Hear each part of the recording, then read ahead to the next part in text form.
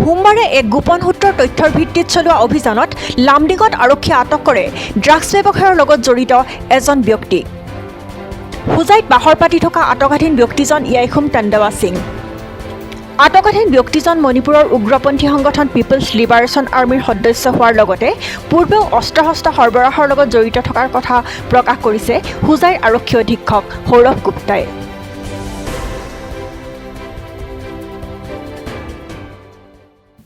অহাকালি এটা মানুহ ধৰা পৰিছে। তেখেতক নাম হৈছে ইয়াইখম টণ্ডৱা সিং। এইটো এটা PLA peoples liberation army Manipur যি আছে, যি সেকশ্যন 3 UAPA এক্টত এটা আনলফুল অৰ্গেনাইজেশ্যন বা বেণ্ড অৰ্গেনাইজেশ্যন হয়।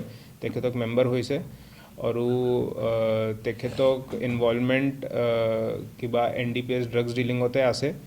তো সেই ক্ষেত্ৰত ইনভেষ্টিগেশ্যন কৰা টাইমত আমি গম পাইছোঁ কি তেখেতক আৰু টেৰৰিষ্ট এক্টিভিটিজত ইনচাৰ্জেঞ্চি এক্টিভিটিজত ইনভলভমেণ্ট আছে।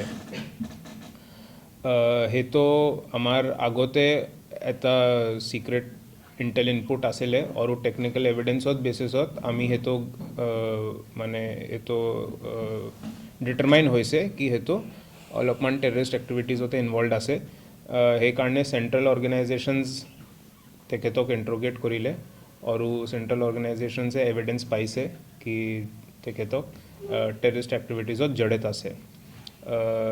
সেইকাৰণে তেখেতক এপ্ৰিহেণ্ড কৰা হৈছে আৰু তেখেতক ইনভলভমেণ্ট লামডিং NDPS কেছত Lumding PS case 1125 under section 22C29 NDPSত আছে।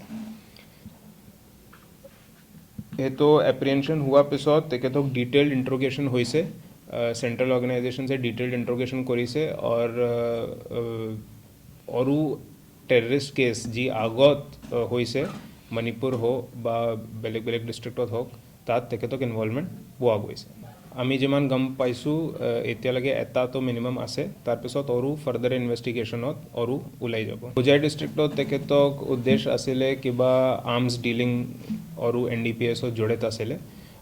সেইটো আৰ্মছ ডিলিঙৰ এটা নতুন কিবা ছিষ্টেম বহাব চেষ্টা কৰি আছিলে। সেই ক্ষেত্ৰতে আমি ইনফৰ্মেশ্যন পাইছিলোঁ আৰু তাৰপিছত তেখেতক এপ্ৰিহেণ্ড কৰা হৈছে। হোজাইৰ পৰা ৰাজীৱ দাসৰ ৰিপৰ্ট SN ডিজিটেল মিডিয়া।